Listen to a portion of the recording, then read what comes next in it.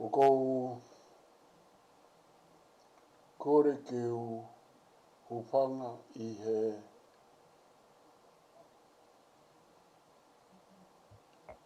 talamalo e whanua lo tu moe ako.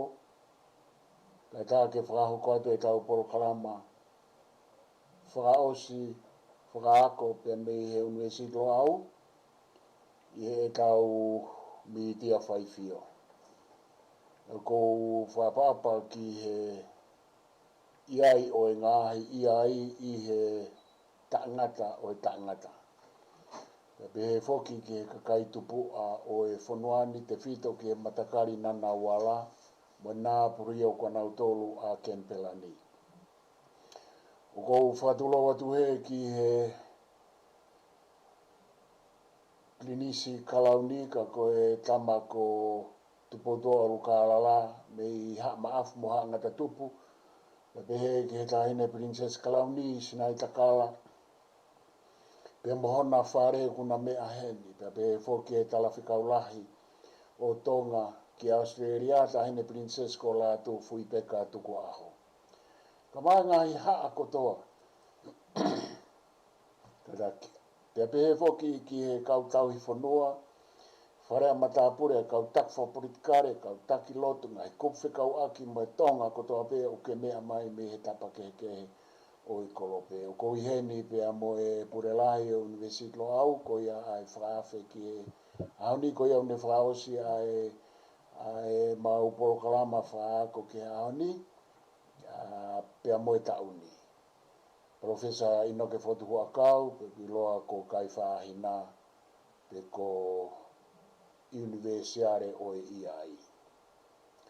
Kai ke kai te utoi whaloloa ko makawe ngā Konga ua ko e ola o e Fili, Falealea, isa ko e ola o e Fili paremia. Pea moa whaose ai matalanoa ki Amerika, USA, pape ki Pilitania I Moana mo e tai Pasifiki. Pea mo Nusila mo Australia ka mai o tumotu. Kai ke te uawe ki Palofesa ino Fotu Hu'akau ke ne kamata mai pea te utoku mui mui ata te MALO ino. MALO pito siwa katongia ke ni hena kalama tau Polokalama. Kapau te mui mui atu pe I he tala whakatapu ke au paki mo Polokalama. Kai ata mua ke tala noa koe mahino poki tau Fili a tau tolku o si he tu Konga ia o kune whakaata mai ha e poko ki he whanua. Ko la vai e ngahi mahina koe. Ko mea koe nā tau hoko mai tau tau ki ai ko Fili koe e tau paremia. O toe ata mai he tau ngau e tau tau ki ai koe Fotunga po ou e Fotunga taha o e po ou koe tau alki ai.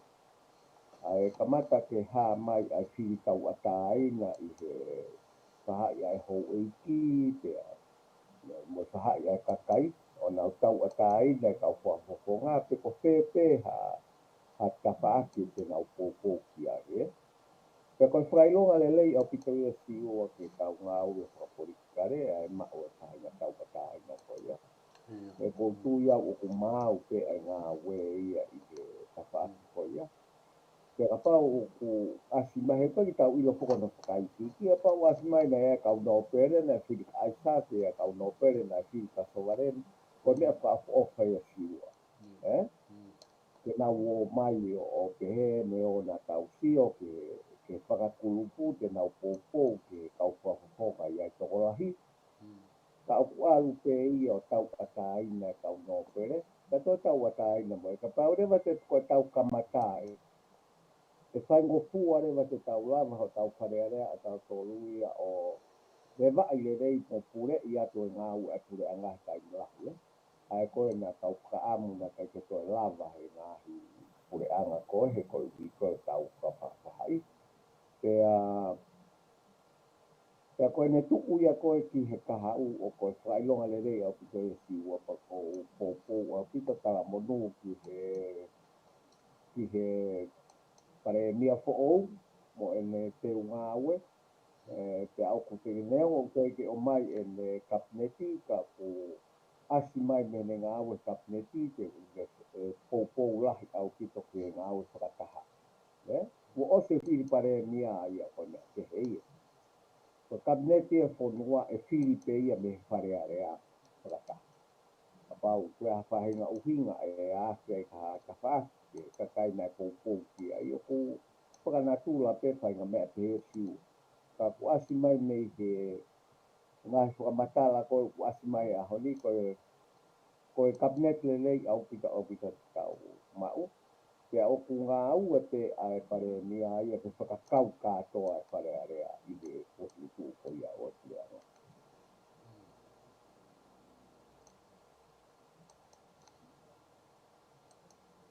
E o MALO pito Inoke. Pea koutui ko e hange ko whamatala. Ko e whamatarerei au pito e tau ngā ue. Ko whakailonga lelei, uloa ki ku tau whoki ki he whakatau whahau. Tau whoki tau tōruia ki he whoi vāua pe koe ai Falealea i he tauni, i he whoi whiri koe ni. Vāua pe koe te pire koe o he Falealea na whahoko e tau whahau koe te pire ho e ki pe mo kakai. Te hange ko ho talanoa, ko ho whakatalanoa. Ko e whakailonga rei ni e tau kamata. He kui kai ke te o mai o whai ai fusi whakapāti, ai whai paloparema koe na e talu e tau ui atu, mo e tau kore atu, mo e tau kalanga atu, i he ngai uhinga whakaako. Me he hiwa tolu i he kumanatu ine a te nisi o tau hoko mai e ke lo au. Pea ku whawhiawhia au pito ia, ko e ne fuafua asieni o ku mate ai whapāti i Falealea. Aia koe fo i tāpua ki ia, koe tau whokia ke he whaunga tau whahau, he na finangalo pia me ka mata. Pea koe fo i wakai pe ia o ku tonu mo ho tau whaunga whaka sosiare mo whaka politikare me ano aho. Koe te pire ho eiki, koe haa ia, mo te pire ai kakai koe ka ngā ia. Koe o kunau ihe, pe koe o kunau ihe. Pe hange ko whakatala noa, o ku asmai me pare mia kune, koe ke ne toe hanga o whakawahe wahe i ai ho eiki, pea mo e kau whafufonga toko tolu e patoa, mo e kau tau ataina o kune hanga peo o whaalu te kotoa ki nau tolu, i e uhinga koe whakatau whahau, ai ko lawe ki ai pa ku ke hanga olu. Pa kumtu koe whakailonga le reia ne ko whamatala, ka te whakafoki atu e Palofesa Hu'akau ke hoko atu MALO. MALO koe mea kumahi no Siosiua, o kui kai to iaha taha i Falealea tui ke whakakulupu. O au ke kakai koe na tau pehe koe kau patoa, o kui kai ke nau toe patoa nau toe ke kai mini Falealea. Ku nau alu nau toe ke fo i mea koe ngā oe whakataha, pea ku nau osi he ati mai pe nau tolo mea koe ia. Koe nau alu koe o tuku nau re ko ti mo e nau tau kei ke whainga lakanga koe mea e toki whaka ari mai ia he pare mia he ne Fili e kapneti mo e Fili ngahi lakanga ke o tau ia i Tonga. Ka koe mea koe ke whakamahi no isi ua, koe fo i whaunga ia a na ke tala noa ki ai mea koe o tau whahingoa, tau pehe koe tau whahau. O ku mau pe i hei koe ke tau toe lava, tau toe whaha mea ki ai kuosi atu e kau kou eiki, ko whapaponga i atu Konga lahi ponua. Ala tu hewa mo kau whapaponga kakai koe i niske hei o nau whapaponga i e totonu a kakai katoa o e ponua. Tau ku kehea mi pounga koe siua koe ngā ue ai ongo koe sino ko ia. Falealea mo kapineki, Koe nā pounga ngā ue nā una nofo ai o nā nofo he telo toi. Ke koe consensus. Koe nā pounga ngā ue. Pea o ku hā mai pea mehe kamata koe ni o ku whakakehe i pehe e pae ni a koe nau aluatu koe a kau whapoponga koe nau tau atai na pe uma ke whakahoko pounga ngā ue consensus a ponua e koe whehui koe koe hā mea e sai ki ponua koe te toi whehui ia koe te toi whatongia ki he ongo urupu koe koe e tau kihipe a tau tolu koe huai e whakatau taha o kai ke fu mahino mai ke ko ke koa mea sai ke ponua mo mea sai kia koe ko nena tau ki pau pare mamai ai tau pau rewa alua tueri ke whafoki mea funga ngā aue e whakataha na e teke mai e siveni harapua tai mai ke i Falealea ai ke nau tāwhataha pia akahi ai ki tua ko e apiriti e whonga ko ia. Ka koe ni toi hau pe kakai koe na no koe malu e patoa o nau alu au kito nau tolu ke tui ke koe ka veinga ko ia. Pea e toi whai ngofua ne ia ke pare lia i he nā tau anganaki te siua o ku nofo ai lau maari e rei i he ngā ue koe ni ka kuosi hā maria o ku iai lau maari e rei i he tau ngā ue he tau kamatape ke koe o whape o toi ai kong mo ngā hilakanga kehe o ku kai ke asi mai hono mahu i ngā ka ku mahu inga au pito pea koutui o ku iai ngahi mea na kai ke lava e he pureanga motu o whai mo whakalelei i mo whakamaa ai tau sino ngā ue koutui e lava i hei kakai koe e ku hange o ku sasala mai ko minister paanga ko tatafu mo aki e alu iti ko mea pe o sasala mai ko he mea ka tau nofo po kaongo ki he tutu ni koe a pare mea mo tai ni te me uia i me kapineti ka tau pratua meri e au pito ki he ngā ue a kakai koe ni ko mea pe ke tau ki mea hipo mua siwa mau kai tukuange pare mea Moana. Moa tai ke nofo whakaukau i he kua mea ngā ue whai ko fua no take potoa ai nofo whakaukau i he kukuurahi e hokaa mo te la waki i he ngai sino kehe me i tua kai ke tau whakaamu o ki e mau he pare mea hano tai ni rahi au pito Moana. ia te ia pe ke me whakaukau i mea koe ni ka mo kakai o tokoni ki ai ke tau o punga e kuai ane hoko a atu ia haue mo ne Polokalama ko analaiso haue mo ne Polokalama ko analaiso tau haue ni ki he ose Fili Falealea tau whalaka mai e ni he Fili Palofesa pea tau ki ofa mai a nonga he ku Fotu lelei maa tau ponua kai tukuange ke Palofesa kai tukua analaiso ko analaiso ka hiri e whai mai a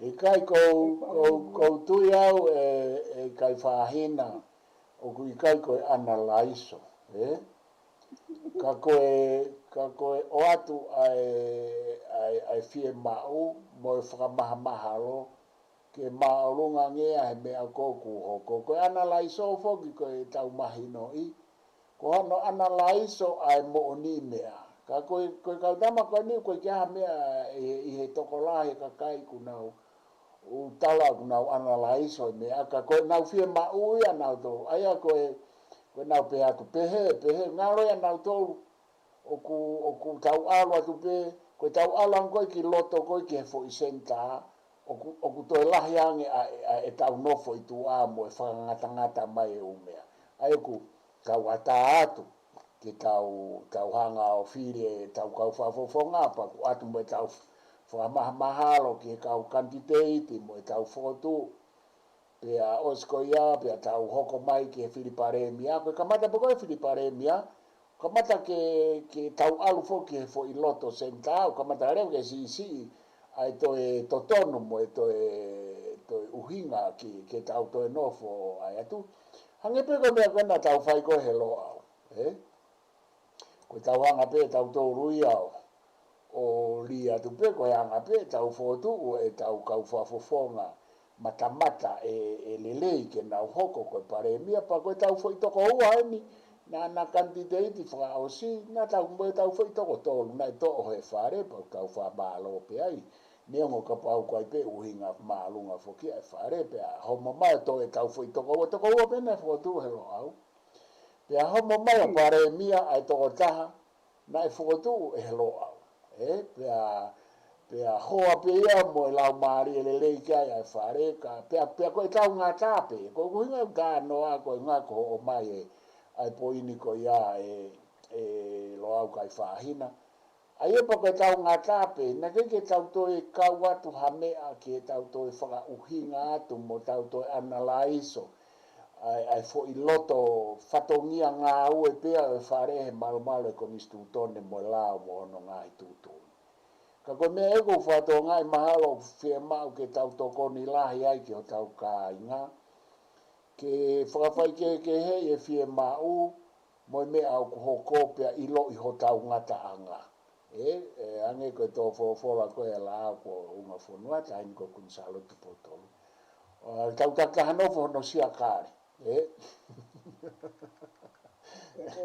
ko whanau pia siwa mai ia tau o vai tau kapatu ha pahi ka mea ke whakau he kumare ia koe he ko whamalanga koe a Siosiua whamalanga a ia Filiparemia a o kantiteti whao ofa au kupe ia pia na ungata pia uia ai pahere o kantiteti whao ofa na u kantiteti a mea ai sake kei a ku kamata pene kantiteti anai a he me toko me Filiparemia ko whakaukau i ngā hilaka ke he o au he toko ni Paremia ko kantiteti lere ia ki ai ke whainga mea ko iana tau koni watu aki pe e ne fo whakamalanga ka whataha au pito ia mo mea au kai Paremia Moana toki aluha kere waka o pou ia ko whanogo la ke te he na wange ka o pou ia o rea hange o koe e to holo ia whakaholo mea e ke nau kanditeiti ka o siwa ka wikai e tau itengia e tau tolu ai kau whakoponga Falealea he nau tuu mo nau pahinga tipinga nau whakahoko patongia i he pou ke kanditeiti kona nau iai ka tau whamau pe a si o ia ka pake tau hora ka tolo itengia ko te he o ikai sai ko ikai ke unga e nau rea ko nea pese tau itengia e tau tolu ka tau pe ku ia hataha ku loi i he de ngahi whakamatala ko e mea ke heia ka o kou tukuana te eau ai ngahi tukunga ko ia ke koe hae ai pou na e whai he whakapoponga Falealea ke ata pe ia o ku ka pau o ku ne usia e tau Fili whakopa pe ia ka koe na ku osi mau e Fili ia ka ku ikai ke toe ke ungai ke tau toe talanoa si i lo bekina ai ka kai ko ia ka nau ata ke nau o mai ke kau Falealea ke ngahi latanga Falealea ka koe whaunga ho tau whare kai Minisiua o ku aruato tō tangata po ou ke whakahoko e tau ngāwe pe o ku ke iai pe mo tō tangata mo tua ai ke whakapoto au pito ke tau sio ke ai wai mo Paremia a MALO e ua Ia Kei kai ke pehe ke tau alo atu pehe tau kata au ngai ka kai koe ni. Ke te nau alo bilista pe ikai pe kapa ke nau toko tu e Falealea o kei fu mahu inga au pito pe ia ki Falealea. Ke mau ai pot tatau koe ni. Ka ko mea pia tau whatonga e tato siwa ko hiki e tau ngā ue ke tō tangata fō. Ka tau amanaki e rei au pito ki he kamai koe ni. Nau kei MALO ke whahoko e tau ngā ue. Ka tau wā te pōpō ka kato ka nau tōru. Koe hae nau mea koe tau mea kou no whoia mo mea whaka atao Fili koe. Ai mga ki mea koto. Ke tuku ati i ake ha whapoponga mo. E kei ai pe ia siu ka ko. Maa ko poto tau kakai o tau tōru. Ke nau tōru tōka nau tōke whansi. Mea whaka ata pehe. Io e ko mahu inga foki e Kaifahina. Ai na e whaatala noa foki ai tau mātu ana nau me nofo he fuo. Ai kakai tangata. Nau nofo pe he fuo e ngāhi uhinga. Pia koe hoi kwhawhine na nau me nofo he uho. He whakaiki iki. I he tau wanga whawhonua. Pa koe ai pe ngai mea au ku tu mai ai hoi tangata o mai hono whakaiki iki ka ku ka ai uho. Ka koe tawanga mahe ni koe tau tangata eiki. Ko koe kene whakaiki iki mai e ha mea ka ki tau tō. Koe ne tukutuku mai pea ngai fo se tesi whakafuo pe whakaloku fua. Koe tau whaena ne hanga o mai e whakaiki iki. Ai apa koe mea mahalo ku whikau aki mo natula o e tau no fo mo natula pe ho i kwhawhine. Koe mea kono ko maare ia ai he tau whai mai he whainga te mokalati ange. He kulailahi ange tau tala noa whakakakai whewhine. Ai au koe ke tau toi tala noa e fuo. Kaku lai e tau lere i e tala noa ai hoi ki whawhine. E tau hanga o furi he uhofa whaatu ke hoi ki whawhine. Paku o ku tonu beia ki he hoi ki whawhine e Kaifahina ke nau tala noa he uho. Koe mea kouku o whai ke he koe te whenga koe ai kakai tangata ke tala noa koe. I he tala noa whakauho koe ai hoi ki whawhine. O koe mea o kou mahu inga ia ai kou whielawe atu ki ai ke hanga o ai mai koe. Koe Falealea tangata lere i mooni eni. Na ke hanga toi tānaki mai koe ai e tau ongo pare mia e ua i loto. Pea hange ko wha matala koe ke fie mau ke to o maa e ngo pare mia. Ko ni ne ongo mea nanga mālohinga mo na vai anga ka koe ongo pare mia. Nana taki. Ka kou fie o hanga toi wha manatu mai ai poini mahu inga ko ia pea moe. Pea moe taha pe ko ku whatoa ngai e Hu'akau. Koe Fotu foki hange koe whare koe e tau whahau. Hange koe mea koe Fili kapineti. Pea moe Fili pare mia. Koe uau koe Fili pare mia pe koe Fili kapineti. Pe koe Fili oha pare mia e he tu i. Koe omie ngahi uhinga mahu inga. Ke sio ki he toko taha koe au ko ui koe he kaupapālangi koe CV. Ki he mea koe taki. I kai ke omi ai CV he mea kotoa pe. Koe uhinga he kai ke maa ufoki ke tau maa tau tolha CV o pare mea o ku hao he mea kotoa pe. Ka o ku omi ai u te fito i whakakaukau o ku whikau aki mo mea koe taki. Mo ene taukei, mo ene poto, mo ene ilo. Mo taukei i he mea koe taki. Mo mea koe ngā ue whapureanga. Ai ngā ue whapureanga koe tahaia. Koe taki koe mea ia taha. Pea moe whonua. Pea koe tau whai whiri o wau whiri pare meana o wakai ki ai ki he kuwakai koe ki he anga e tau tuu whakatonga. Koe tau tuu whakatonga o kia e mea koe tau wau tau tō koe whakamalanga a tātāpe. Koe tau wau tau tō koe area mo e tālanga. Koe tau wau tau tolu koe talanoa. Talanoa ia koe lalo au pito ia he Fotu whakatutuunga e tau ngahi o wau. Koe e wau koe whakahanga. O koe ai mea ka koe whakamau. Nei keike tau tari e tau wanga whaafonua. Ai mea koe ohofi whakasino o hataha. Waka mea ia o ko maria ia ai e Palofesa Hu'akau e ku whakatumutumu i civilise maalunga tau tolu. Nei keike tau omi ai ohofi whakasino o hataha ki a whainga o wau fo molo ai whonua. Pea hangi koe tau mawhakama, koe tau mawhakawa, koe wau koe koe tala tutu ni pe mo whakamalanga. Koe ke te wha mea ke, koe ke wha ta noa, koe ke wha whakaanga, koe ke wha pea mo tālanga. Koe tala tutu uni, tālanga mo whakamalanga. Ai koe fo i tolu ia. Pea koe o wau Filipare mea ke a te au koe whakamalanga, mo tala noa ai uhinga ki ho whakamalanga pea osi.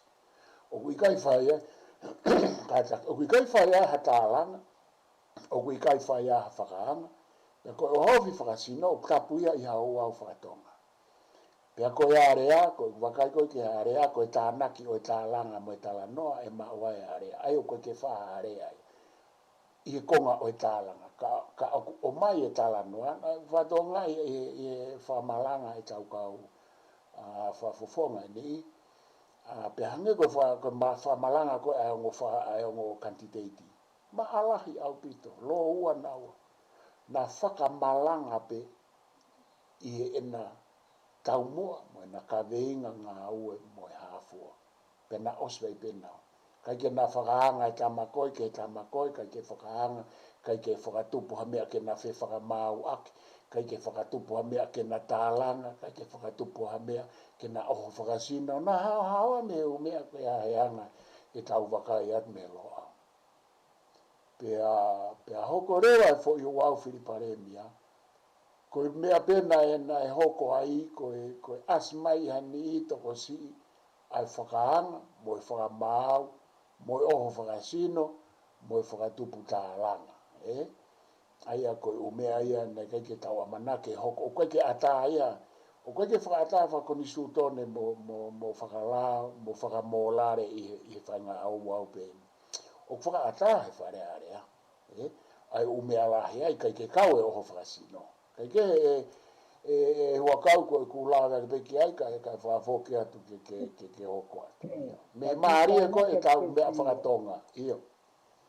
Iyo, pati tāna ka Siosiua he tau mea whakatonga na e mau au pito he koe tau tala noa koe ki he mea koe totonu O ku alu ia ku huu kia e tala noa a Mamani he ahoni. He koe tau tala noa tātou ke he mea koe totonu ku kiri whaki maia i he mea koe whatongia. Maari. Te talu me iono aho mo e tau pehe. Te kapau e nofo e tau tala noa a tau tolu he whatongia e mau pe e tau mea a tau tolu. Koe, Te ua mola, toe he mola. ni ai. Ka ko tau ke he ia u toki asi mai he tala noa lahi he taimini a Mamani ki he mea koe ni. O ku mahu inga mai ai whatongia. O kuia ne whela vei lahi ai mea koe me whatongia. Ka koe me koe ana tau kapi e tau tōruia he tau mo ui mo tō kai e tonga he tau e wāke koe. Iyo, mola. Pa koe uhinga ia o ku tau nofo ai he lo au koe wakiri mai ai ngahi mea mahu inga na tau iai. O ku te keike a ua Mamania ke ngahi mea koe iai kai mi lahi. Ka kulahe ngau nofo ngahi mea whakateku kare. Ka koe taimi ko ngau tala noa whakaako ai ki ai he ngahi Univesiale lahi o Mamani he taimi ni. Kuna wāke ngau kou ke hoi ni koe na tau iai. Aena tau o kou whatala noa ki ai koe whatongia e tala noa koe ke he kawa. Ko no kumi ha fo i bo oni ma ke langa ake so sa ye tonga. Pea koe mea kou o mai koe he tala noa o e tawa o ku pehe te tau whakanou nou o ku pehe. ka pau te ke Fili ho mo ui mo ho whatongia. Di aki ho mo ui Fili ho whatongia. Ko mea mahu inga na ki lala aki ho tau society. Pea kei pehepe tau mo ui ka tōla o ke hau siwa. Ka pai ke fu whakatonga ngā i ke whakamama whai e kakai ai mahu inga mea koe whatongia. Ko mea koe o kou maari e ia ai he tau pa kou o whakatu Ameri ai ke tuunga o tau ai he ahoni. Ko ene alupe ai tau tige whamalanga.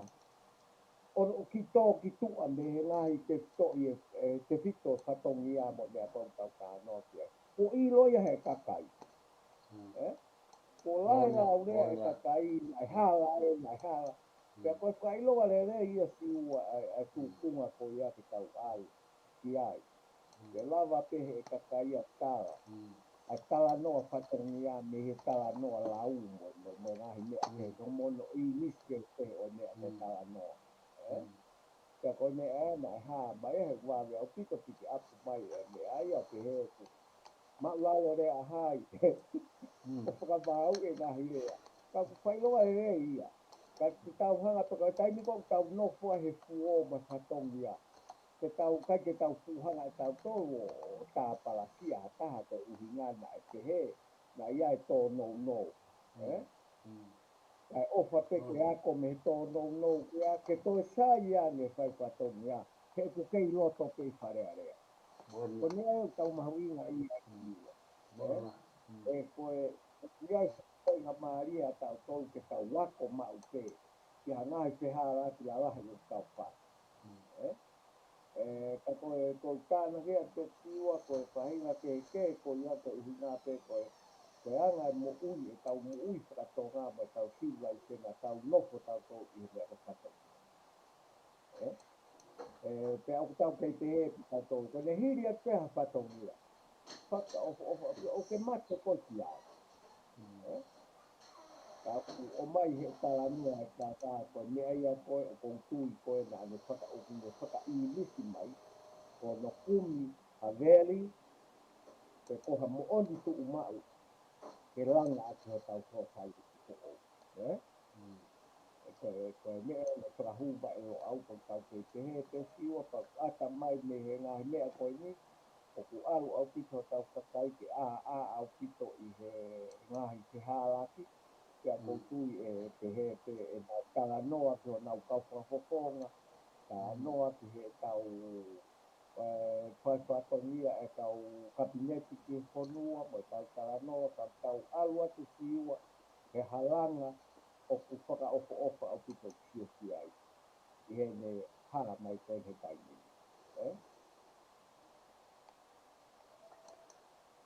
Mone au pito ia Kaifahina koe whama opo ia o tau wahe o uo wau pia mohono whaunga tala noa. Ange ko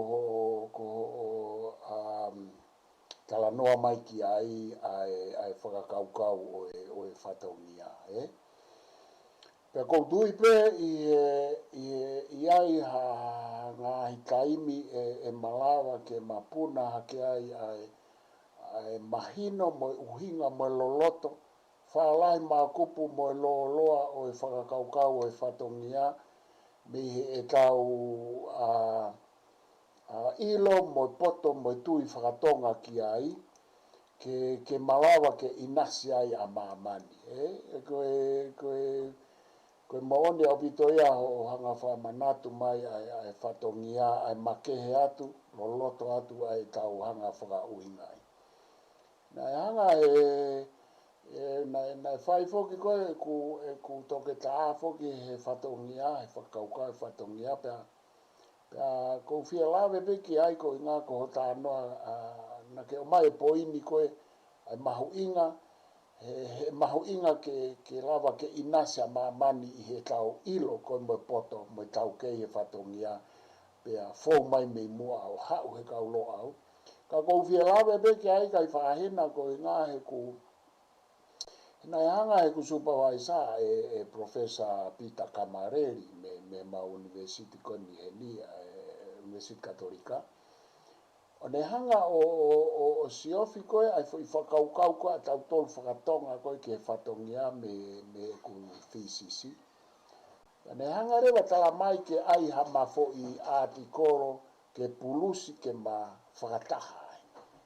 Pea na ko hovare au pito he kone uhi ngā foki kai ke ngata I he ku hanga tala noa. I ka kone mare ia koe he whakaukau koe e tonga ai ngahi uhinga koe a ana koe ke whatongia nau. Ko whatongia pia koe ko ku wheinga ke whaka hoata mai mo whamatalai mo whakauhinga I he fo I FCC. Ka koe fo I whakaukau ia mei moa. Pa kone mare ia ai. Pane hangare batala mai. Ai ke ahata fo I artikolo ke ta join offer ai ke pulusi. Na kua hovare fo ke ku. He koe ke mea u tātai taha ke tala mai e te supervisor. Ke ai hati artikolo pe I he ose mea. E te FCC ke pulusi. Pare pea plau talanga. Iyo pea ai. Ai konga e taha mea au pea konga e taha mea ai. Hanga ia o mai e ue si te. Kau o mai e awa a Tonga mo kariki. Moloma, koe me kuonga koe konga pe ia I he ku toketa. Ane hangarewa pulusi. Pana ne amerewa ke foi kautaha lahi publication o kutu inu sila ka koe mea ke social policy fa Mamani la. Pa koe ne foi poini koe na ne hanga tuku mai he artikolo Kaifahina. Koe ne hanga o whaka uhinga I mo whamatala I me pehe. Koe uhinga ni e whatongia o kute kai ke Siosiua ia Mamani. O si koe ku hulu mai aka kariki koe e kau kariki mo kau lo ma hulu mai e ia ai kau wesi te he neha o ki mui. Ai kau filosofa I he political philosophy e whatongia.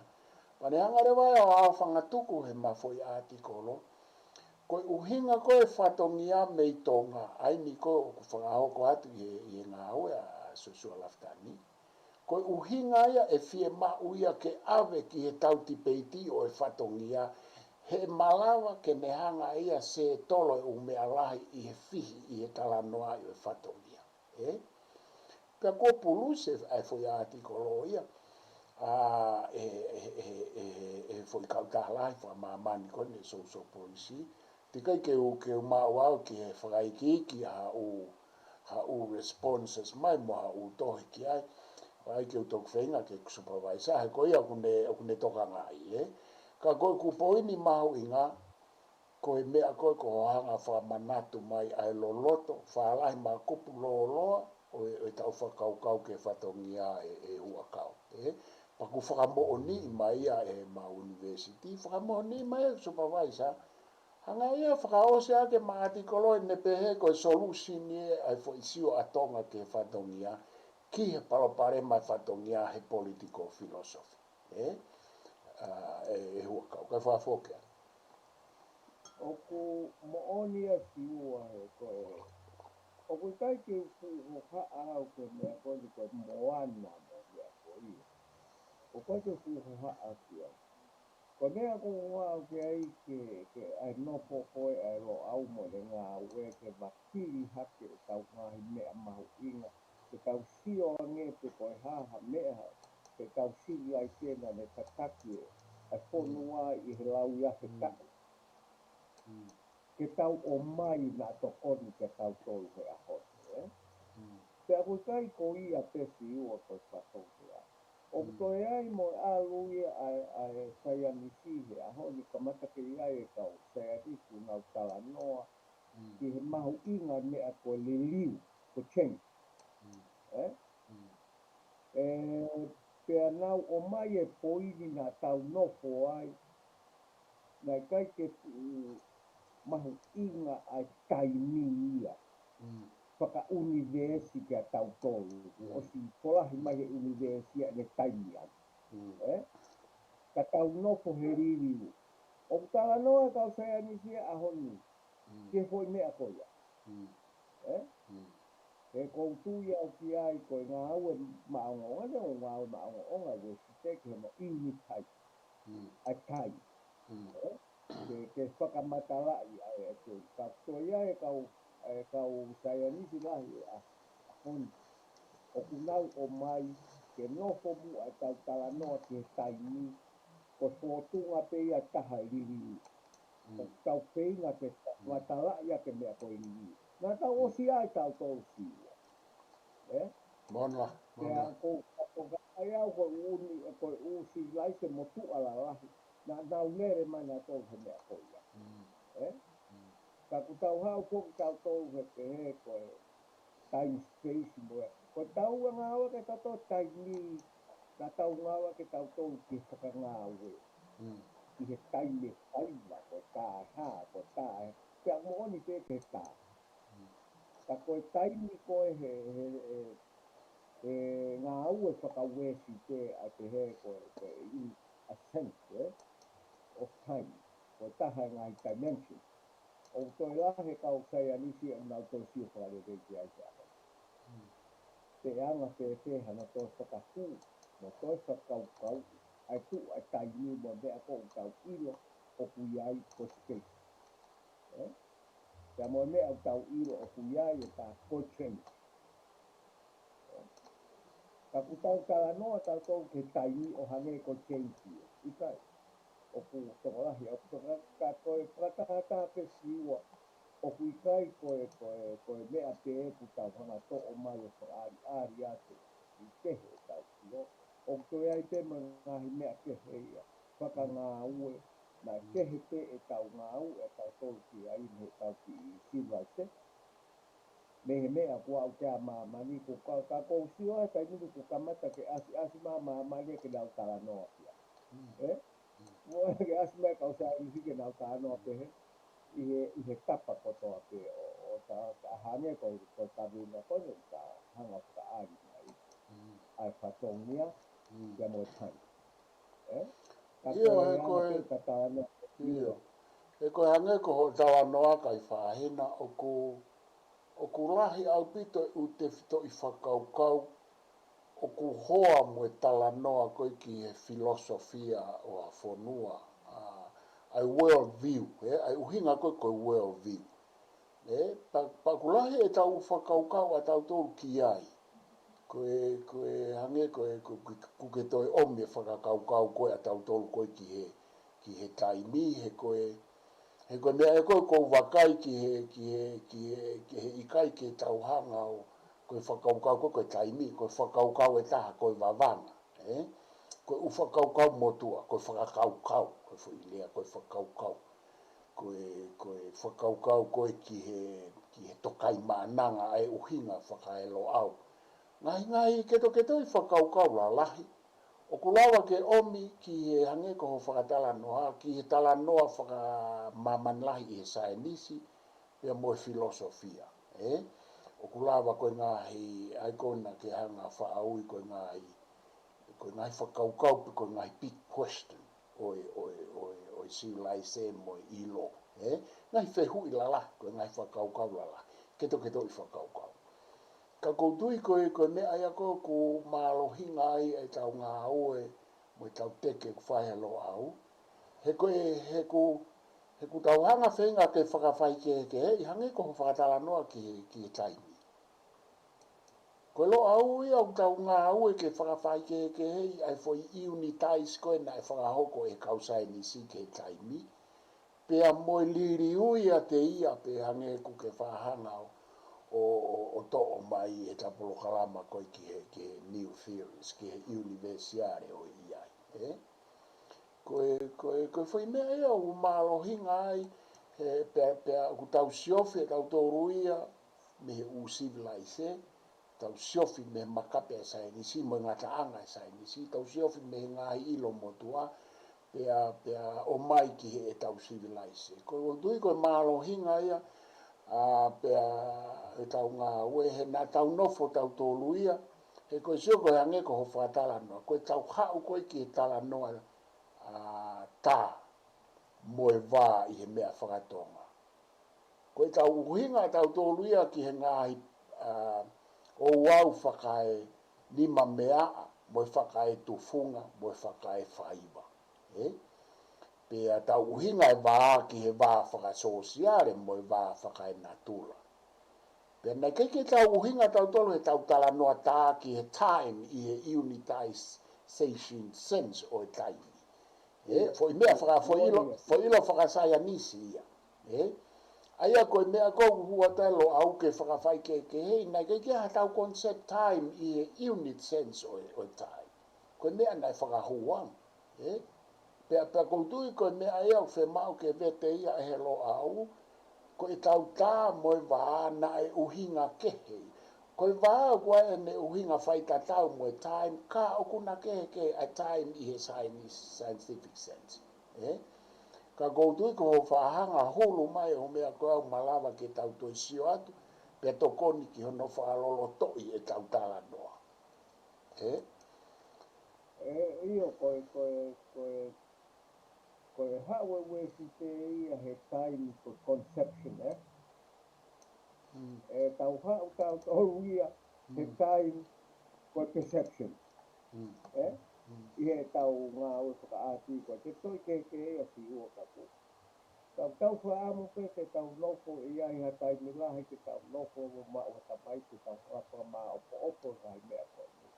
Ke ku alu koe ke tio koe ke liti ka koe o ngā ue me whakapa tolo i Mamani kai ni. O toki alu ia nā tolu ia ke whakaata mo Fotu mai u mea nā tau osinoko nā tolu ia he au ia ke tā koe. Ka Sikei ke nau ilo nau tolu ki ai. Tau osinoko po mea koe ia. Ka koe tau whatonga si ua nā malama ha tau iwi ke tau kamata ke tau kama opo ko lahi atu.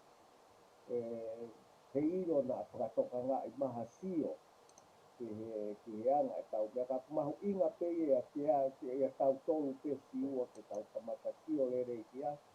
O whakakotunga e tau ngā ue mohono whakaperektikare. Pea mohono awhai, pea mohono ngā ue aki he tau ngahi. Nea teke, o kamata atu he lere koe si. Ku alu peki ai pia mo Univesiale, mea mo ingoa whakapapālani mai e tau mea, tau alu ki ai ka tohono ngahi ke toke so i whakakau. O ku whakaoko ofa ia he ku hanga o mai ha po punga waka pe ta. O existence. Ke tau ngā ue ki ai. Ka ku alua Mamani ia he ahoni ke pehesi. Hei kai ke toi si ia mea ea koe whakakau. Nei he mea koe o ku kā mai. He una whakatou iai peki nau. Ka koe hala ia o tau kimi atu i he tahau ke tau ngā ue.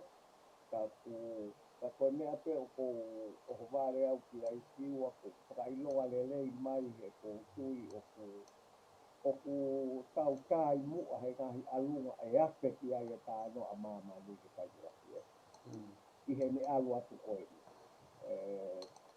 Pea o ko whatu Ameria ka koe mea te he me tau sio koe ne tau whainga mai ke ngā ue a tau Falealea mo mea whakapolitikare ke whakaukau I ngai te to whakaukau na tau noko mai ai ku whakaupo au ki te siua. Pea o ku hā mata mai ke he ka ata mai mama me mua ke tau wharerei e tau ngā ue tau tō kia ka kou whia au ki siua he ku unga koe no kua e tau ngā ue whakapolitikare he sio mai ngahi konua lahi o tau kau ngā api pea moho tau eria pea mo Mamani ki he e tau hanga he ki konua koe ni o whakatonu e ngai mea la he whakapolitikare he kai ke tau longo a ke tau hoko ko tāsi tinga le rei au ki o hange te koia na tau whai he kōhiri me o tau konua ki a tapa pe o Mamani ke tau atia.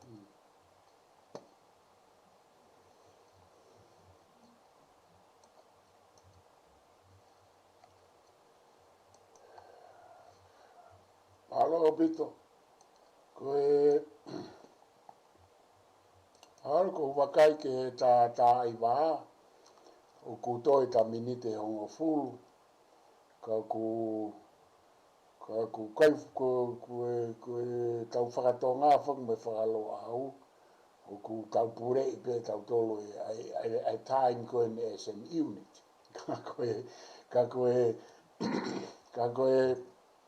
ngā whaki koe ko e ahoni e Kaifahina o ku whakahoko ai e tau Polokalama Krismasi ko e osipea ho e taha mihen a pea mahalo e sai pe ko hinga ko e tau Polokalama Krismasi ke ma teu ki ai ke ta ngata pe i e ose ta minite hongo fulu ko e ni ka ku whamawhana apito ki a te au ia ko fie hoko atu au ia e ta alu kone ta noa he ola e Fili Falealea.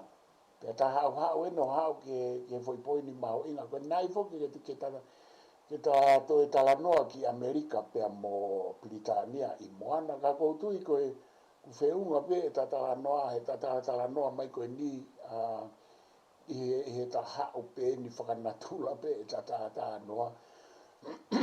Kata o ta hau pe ni o au mai ki he u whakaukau mahu inga koe ni mo e tau whaifatongia he ta uni mo e o mea nofo ki ai e tau ngā ue i he u turiki mo e tau whainga ke tolo ake atu pe mo Fotu ngā i whakaukau fo o ki he tau ngā ue pia mohono whakaosi osi atu whoke whakaosi osi e tau ngā ue mei heni pia ku ke tau Mitiafaifio, ke tau studio, whaosi osi atu pia tau MALO ki a lātu kefu, i tokoni mai ke tau studio, ko whaifatongia mai a Palofesa i lai asi ofa pia mei Texas, pia he whoki a te koe,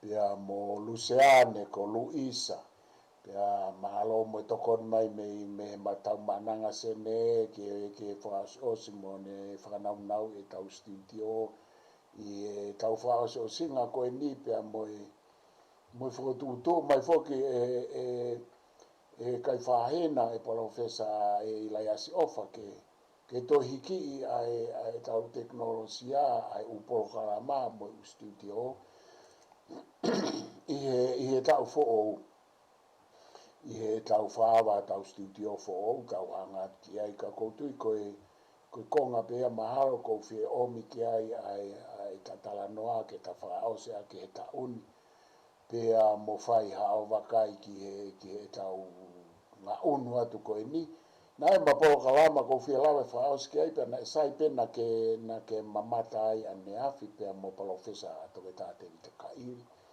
mau i tā wāhe ako.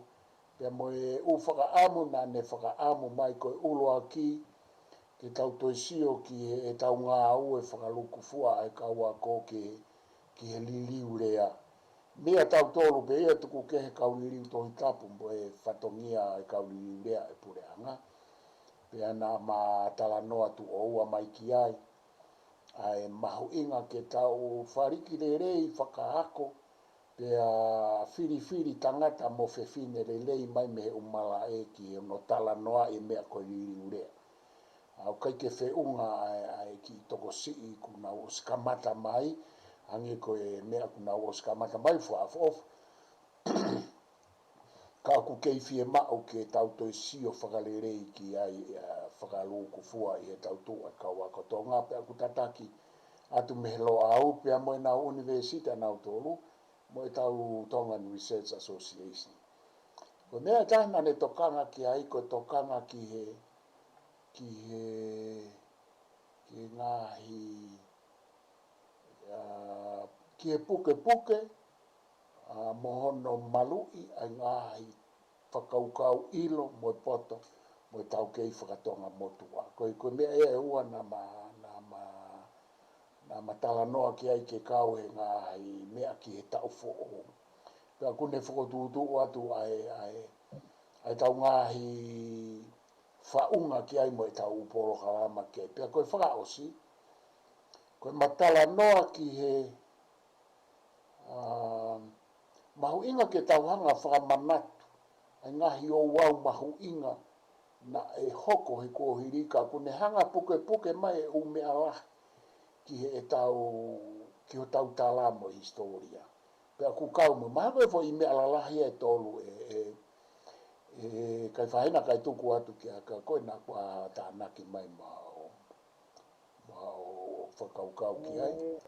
Siwa ku mooni pe e tala noe ko ia, ka kia te au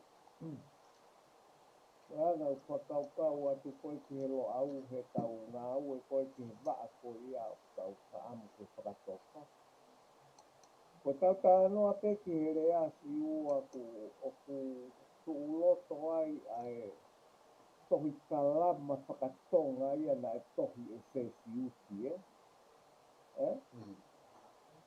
O ku to tonu rewa ke to o mai a me aia ko ia o tau to e sioki whakalele.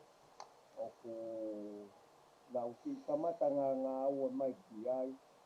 Ka kou sio ki he mea koe ni he ngā ua koe ki utohi. O ku ki i na panga ai anga e tuu koe hono vahe olo e tau lea o whaka i nisi ke kalama whakapapalangi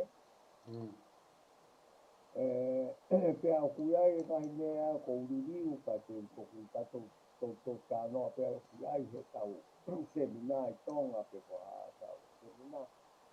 Ko hono uhinga pe ko tase a mea ko uhinga i e kala noa Ke whai ngofu anu Pea ko tānaka pea ko ki ai he koe mea ia uho ai ngā ue alo au o te ke fu mahino ka te au ngahi Polokalama ia o ka noa pea ia a te rita. Ka koe ngahi po ka kou toka ngā pe aku ki e tau rea whakatonga.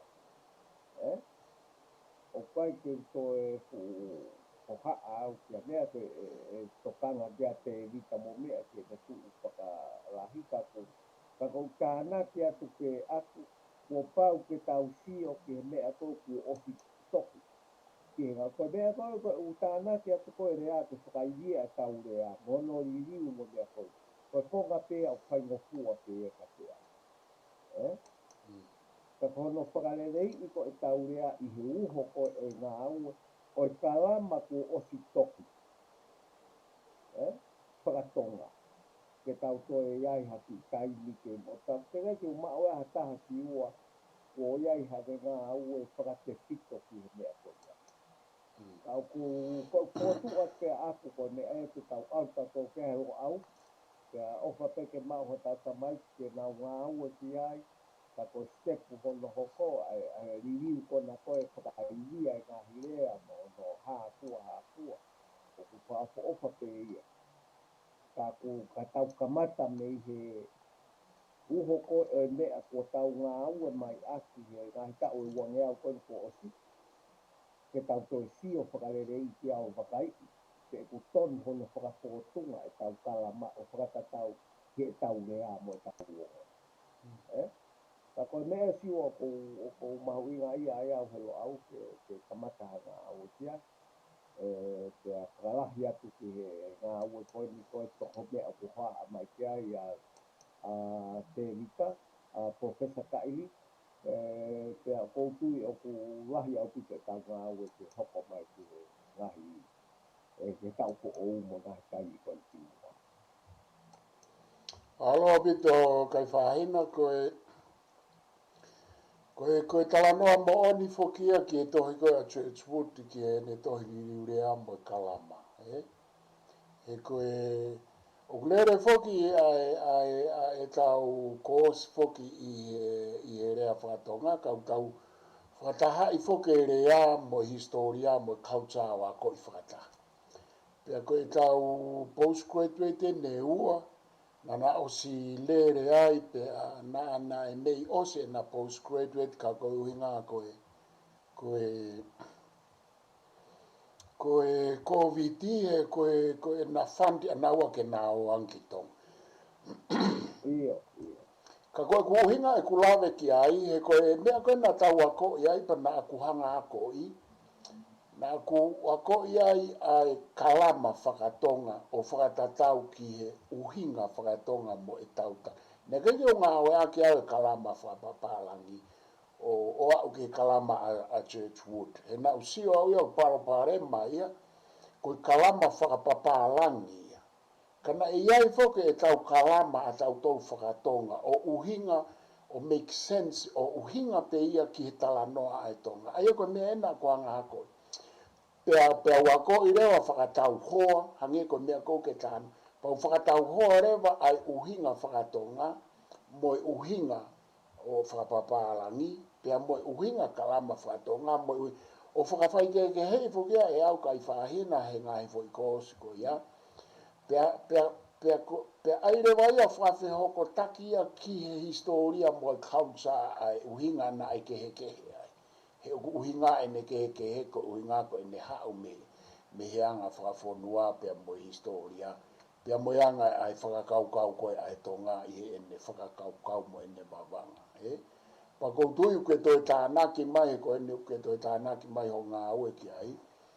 Aia koe tū rewa e taimini o ko si ai pē tau fo i whaunga tau tōru ia a eni kou ke toi whamanatu mai ai kou tau o si ngā ue mai pē lo a ua ai. Pea aku mo oni au pitoia. Iyo. Aia koe. Te tau toi fusi pē tau tōru mo tau teke ia te whoi mea koia. Ke toi whakamālohi e tau pēa karaka te tau hanga o spela i mahino atu. Ai ngahi Palofesa ko o kuhoko. Mo whakapōtunga ko te tau sia ko e tupa. Ia mo tala noa ko he tau kakai. Iyo. Te koe tau ngā ue a tau tōng siua ko o ku mahu inga au pito e tau ngā ue i ke alue mahino ke iheanga Falealea ko mea ngā ue ke ngā ata tau kakai. I he ngahi mea ke ngahi kawenga ke koe tau tala noa. I ko tau kakai o mahu inga. Ke hate i hake e tau lea o mea ko ia ke alu ki ke la kanga koe ke koe. Tūkunga koe i tā noa ke a Mamani a honi ke tau alu whataha mo ia. Taku koe tau mea e te tau whahoko koe whahau te tau tō fusia te tau tō siua e tau Polokalama koe ana koe skamata mai koe mo tau pos koe koe. Te tau hana te tau tō teke atu i he hala tatau. O tā noa mai kia ia pao te kakairi. Ia mo kakai o ngā ue. Aku koe Polokalama koe alo au ke tau whakamawahe e tau tōru hono mahu inga kehe mo hono katana. Ia mo fuo o kuiai. Ke tau teke a ke tau mea koe ki hau. Siwa ka whafu au pito e ko tau osi kini mai tau tōru ngā au e koe ki herea. I he taimilahi ko toe te nia ke tau tala noa whama. 10, 9, 8. Ke mau whau hinga o ku whapapau i au pito ke tau au te taha. Mahalo au pito Kaifahina koutu i koe tā au mai a ke whakausinga i ta Polokalama pea ku mahino au pito ia. Ai tu ai lo au ko no ke ta hau ke whakaukau o i tala noa ke rea. Hange ko mea ke whamanatu mo ke to e whakamālohi mai. Ko e tau hoko atu ai fo i ngā ue ki o tau hanga hulu i ai u mea nai tohi moi kalama ku o stu. He koe tau e hake mai kau misinare mo te whakamālohia mai ki mui. Tau lere pe he kalama whapapalangi a e tau wako e kalama whakatonga. E tau wako e rea whakatonga. Tau uhinga tau tolu ke tau lere i a kalama whakatonga i e tau wako e rea whakatonga. Pa koe fui whaunga ko ia te tau hoko te pe tau ngā ue ki ai.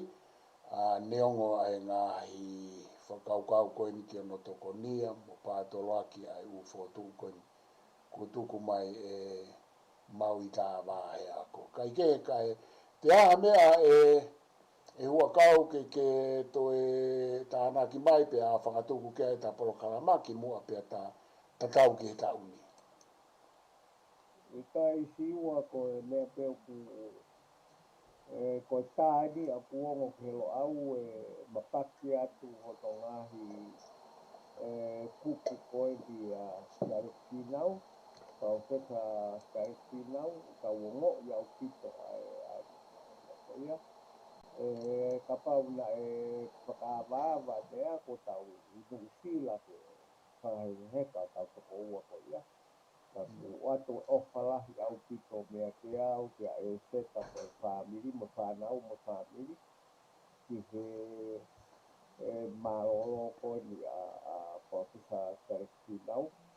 Ko e me ai o ku tu'u ma o ke siua he tau he tau aluatu koe he tau ni o ku tāpuni pe ua wataha mo ki tā ai o ke seka ka tau tolu o e tau ngā we ko amanaki pe e to e a uke hano ma uke hano pe tongerei o Sitaleki tau ngā we ko ongo ia o pito ele more ai ka pe ia ko nā ko me pa o te ia o ke tau ka Polokalama.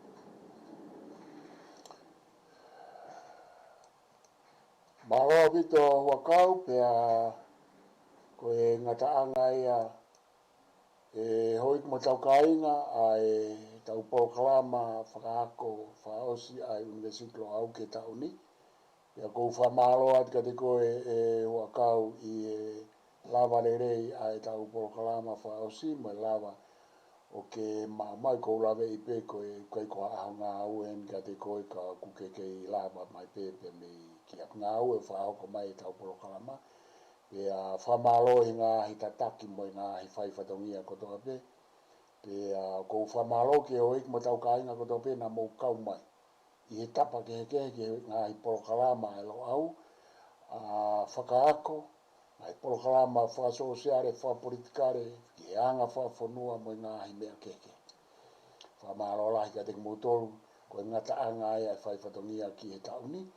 Toki toe Polokalama Krismasi anai ke taha, pe whahoka tua pea Moluseane, pea pehe foki ki he Polokalama i he monite, he taha he monite, koe mau Polokalama whaapapa, pea mo e whamaawae ki he wholau hola, koe ni a Palofesa toke tā Sitaleki Finau. Ka e tuku mai ke matatau atu he o tau e wheka, e toki tuki, i he tau fo maate tau tok foki mai he osa e wike lotu mi me whafofuat ka wike tolu e tau MALO ai tau Polokalama Mitiafaifio ka elere pe e tau ngahi Polokalama ke i he ako pe mo e tau kupengao pe website pe mo e tau pulusiate e tau ngahi ngau e whaako mo e hafua ko e Mitiafaifio pe te tau ki MALO ai ka e MALO mo mea mai ka mo mea